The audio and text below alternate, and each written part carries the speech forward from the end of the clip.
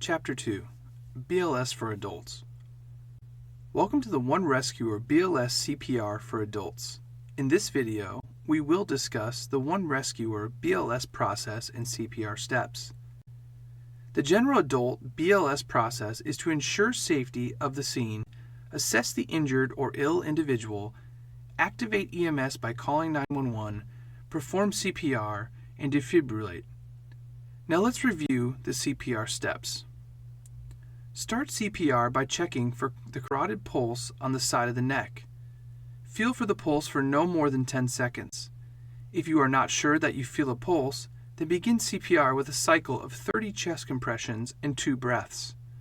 Next, place the heel of one hand on the lower half of the sternum in the middle of the chest. Then, put your other hand on top of the first hand. Then, straighten your arms and press straight down. Remember that compression should be at least 2 inches into the chest, but no more than 2.4 inches at a rate of 100 to 120 compressions a minute. Make sure that between each compression, you completely stop pressing on the chest and allow the chest wall to retain to its natural position. Do not lean or rest on the chest between compressions.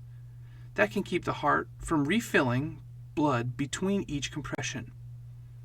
Stop after 30 compressions.